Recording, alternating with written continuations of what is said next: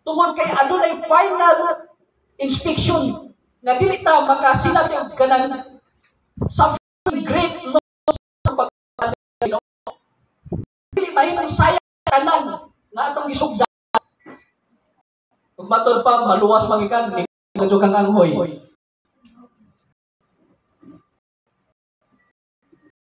Hello.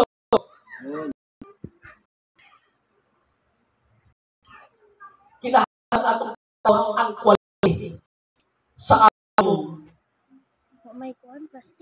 gugma diha sa Ginoo. Kining atong pagserbisyo substandard ba ni or standard ba gani sa Ginoo? Ginabuhat pa nimo ang pinaka-insakto nga para Ginoo. Kasabot ta og unsay standard ug unsay hingpit perfect will sa Ginoo nga atong pagabuhaton. O kining Ginoo obedience na sa Ginoo, kining pagsunod nato.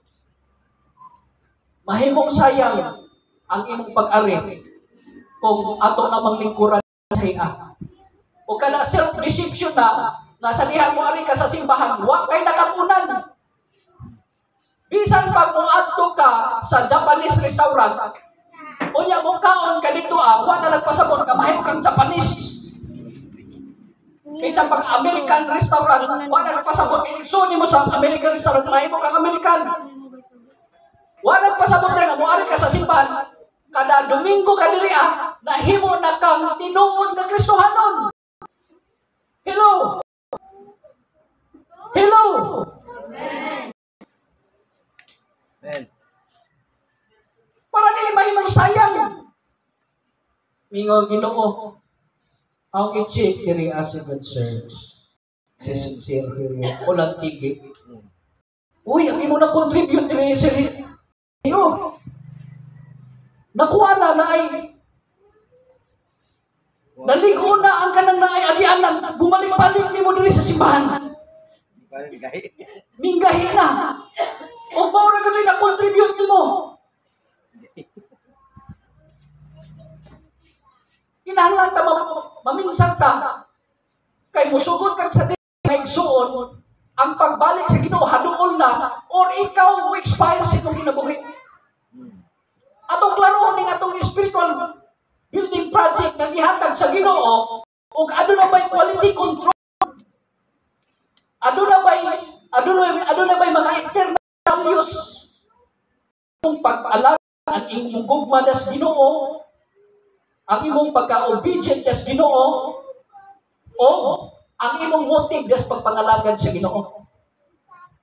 Kung ang imong motive sa pagpangalagad sa Ginoo panalangin ra ka, wa jud ay hinungdan nga pangunahuna o panlantaw. Pastor, ko tithes ko para panalanginan ko sa Ginoo para makahimo ko kanang grocery store ka. Uban sa store. Kung ay para panalanginan ang sa Ginoo, ara naman tag panalanginan naman sa Ginoo. Grabe ang kadato nato sa espiritual. Amen. Matay mo makaibaw jud mo sa ang inheritance nga giandam sa Hallelujah. Ay si Bako. Mo ato bang na sa Ginoo? Di ta man Bako. Andag asin bisa magpitsin. Mo ato bang kas Ginoo, gaway pitsin-pitsin o gaway asin-asin. Amen. Mo ato bang ganun ka? Either we expire ka or after sa rapture. Ang Ginoo adunay final inspection pinaaging bima judgment. Number 3, the quality of our service. Kaning final inspection dito na to, araga dyan ikuan. Ingon diri sa Colossians, chapter 3, verses 23. Chapter 3, verses 23 to 24. And whatsoever you do it heartily, as to the Lord, and not unto men, knowing that of the Lord you shall receive the reward of inheritance, for you serve the Lord. Amen. Sa dihang nangalagad tas Ginoo mga igsoon, buhata ang tanan, nga kinasing-kasing whatsoever nga imong gibuhaton ug sa imong buhaton kanang kinasing-kasing. Serving with love. Pero out of love na ganing mga igsoon, mura na kanang may obligasyon na Domingo naman lagi ron. O na dito mahimo, kita malagi, gitarist niya. Unsa ka ni po wapoy kabilinggan rin sa simbahan. Mo na. Sunod na lamang ko mo simba. Kung saan man nga, pamang ko espiritu ni pastor. Ganahan ko. Kana ka yung mga pundasyon na mga igsoon mo na inig. Iagi nas kalayong bulutaw ka na. Unlike sa silver, gold, o na precious stone, nasa niyang magkati o kanang kainit, musyahin siya. Kamu ka mga igsoon mag-amag, kamu? Ha? Muamag ka sa tiyang nga, i-undergo tani ini gitawag og bima judgment sa inspection nato kung ang quality sa pagkagad sa Ginoo matawag gold, silver, or precious stones nga aduna ganing eternal value. Kung ano yung eternal value sa imong gisugdan. Hallelujah! Sayang ang imong ari-ari nga ang imong pag-build sa building project nimo wa na haog sa Ginoo. Service should be motivated by love and desire to glorify God and reflect the heart of Christ. Kini atong pagserbisyo kinahanglan nga motivated ang naga-control o naga-drive sa imong pag-alagad pinaagi gugma o tinguha sa pagpasidungog sa Ginoo o ang adunay refleksyon mahitungod sa kasing-kasing ni Jesus. Unsa magani kasing-kasing ni Jesus? O mo ni atong pamalandungan mga igsoon para dili ta moagi og great sa kanang laig suffering, great loss sa atong pagpangalagad nganuman. There will be a final inspection sa tanan natong ginabuhat sa atong pag-alagad, giun sa nimo pag-alagad sa Ginoo, giun sa pag-manage nimo ang time. Kung ang imong ginabuhat standard ba or haumbas ka bumuton sa Ginoo. Perfect will ba ang imong gikuan o imong gusto mga igsoon? Mao na nga ang gi-challenge karon kining mga maids katong mga older na to examine sa atong kaugalingon. O dili ta I hope nga nini nga kabuntagon kining tulog ka question nga ang ibilin kanino. There are 3 questions to ask in our lives. Number 1, are we truly serving God and others with love and purpose? Nabagano tayo tinud-anay nga pagserbisyo sa Dios o sa ubang mga tao uban sa gugma o katuyuan. Kung wa gani ni mga igsoon, something wrong sa imong foundation. Number 2, are we living with eternal perspective? Amen. So kung wa ka nagakinabuhi diya sa time nga gihatag sa Ginoo, something wrong tungod kay ay final inspection nga pagkakon sa wa man mo namatay na lamang ka unsa wa man nahuman ikatulo. Are we recognizing the urgency of time here on earth? Mubang i-recognize kung unsa ka importante kining panahon nga kaning time is precious para nato. I hope nga dili ta mo suffer ni ining gitawag og great loss sa atong pagpangalagad sa Ginoo. Kay nganuman mahimong sayang ang atong ginasugdan nga ining atubang sa Ginoo ang pinaka-remark or conclusion sa Ginoo, dili congratulations. Dili mo ingon ang Ginoo, well done, my good and faithful servant. Or mo atubang kas Ginoo nga kaawawa. Kung alanganin pagkas imong building foundation yung mga igsoon. Amo sa pagpamarog.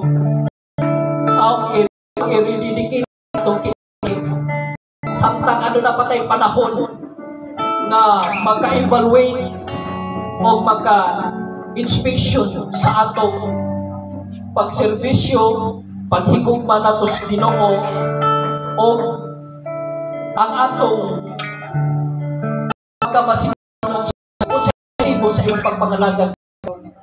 Kaya naman ka mga igsoon para maluwas ka, pero ang umaluan ni mo itimuha nga madala usang sinastilan sa Ginoo. Mahimo na siya inferior materials puhon tungod kay ang Ginoo. Doon na tayo final inspection gitawag og bima judgment. At para lang Ginoo mga igsoon samtang mamalandong ta sa atong kinabuhi nga gracias Ginoo. Samtang napatas kinabuhi ato pang ma-change o unsay atong kakulangon, unsay mali natong nagibuhat sa Ginoo. Hallelujah. Ingon si Miles Monroe, don't die empty. Kinahanglan mamatay man sa mga igsoon. Matod pa ni Apostol Paul, for me to live is Christ and to die is gain. Kung nagkaroon siya kinabuhi empty. Dapat we are loaded up sa planos Ginoo.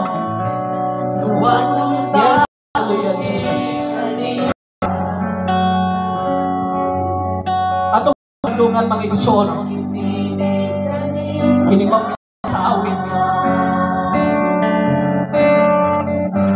Glory to the name of Jesus.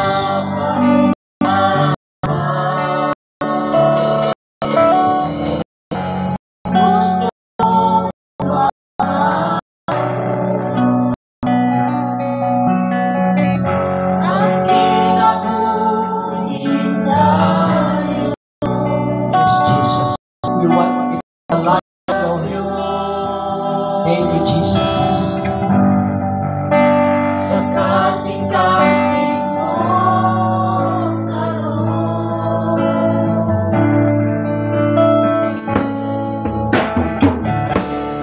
ang pagpapalit sa walang isang usapan na sa'yo. Yes, Jesus.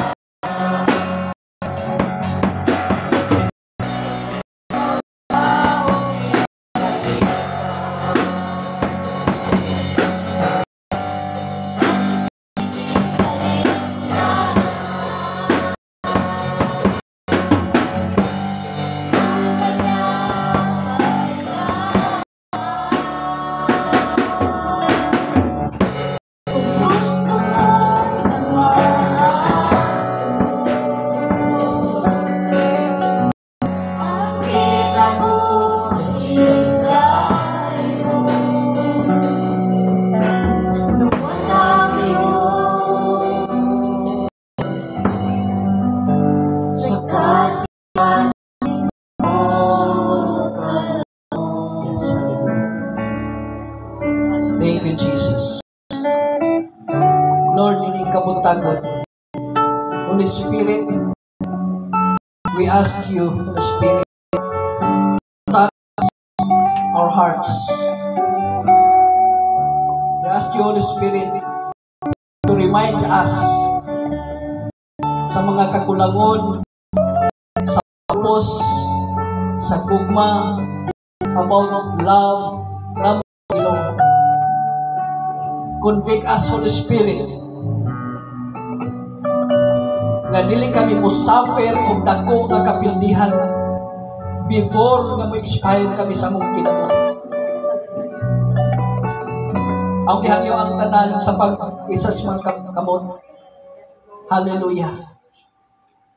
Ang ko ang Ginoo maga-pamuhat, maga-redirect, o maga-hatag. Hallelujah. Ang gihangyo musician sa pag-bakang sa ato ining maatong prayers. Hallelujah, Jesus. Father, in the name of Jesus, we ask you, Holy Spirit, to touch everyone's hearts. Nga ma-focus ang atong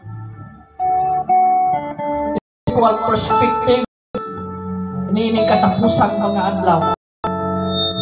Ug among i-value ang oras. Ug dili kami maglangan-langan. We know nga ang Ginoo hapit na mubalik or ang possible nga mo-expire ang among kinabuhi. Lord, we ask you, minister sa sikasa, nga dili kami ato ba adunay kaulalo kauwawon diha sa imong bima judgment. O Lord, salamat nga mahimo ning wake up call sa matag usa nga among ipamit in accordance to your will ang among talent o resources. Nga og kanang mga butang nga among mapagamit diha sa specific nga katawan nga mo produce ka na eternal value sa buhay. Salamat nga ikaw mag-remind mag-bago sa among mga panlang karon in the name of Jesus. Lord, salamat pinagi sa imong gahom. Ikaw Ginoo mag-hatag kalayo Ginoo sa among kasing nga mahimo kaming focus o determinado niining panlang nga dili kami ma-shift sa laing focus Ginoo. I pray Ginoo sa imong grace nga ang matag usa Ginoo dili masayang ang among paggawa sa sud ni gawa mapakaron in the name of Jesus. I pray in the name of Jesus na imong kadugon ang among kasing-kasing ug kunahuna nga mo focus kami sa mga butang nga adunay taas og value nga mulungtad hangtod sa katapusan nga dili na mo ma-miss Ginoo ang mga heavenly rewards nga imong giandam nga mao'y portion sa eternity. I pray, hallelujah, in the name of Jesus, na ikaw magkapanalangin tandog Ginoo nga dili mahimong sayang ang among pagpangalagad karon Ginoong Hesus. Help us, Lord. Pinagi sa imong grasya. We need grace, Ginoo, in the name of Jesus. In the name of Jesus. Salamat Ginoong Hesus na mugawas kami ikaw nga full of awareness, full of hope in the name of Jesus. Thank you, Lord.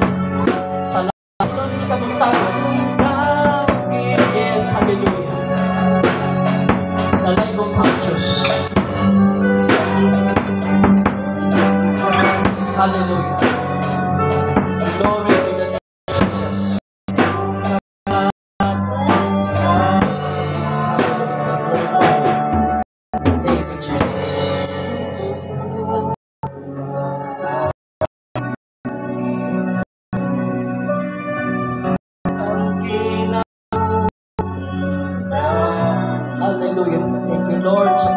si Ginoo sa Tawagan niyo Glory to Jesus. sa kasing-kasing mo.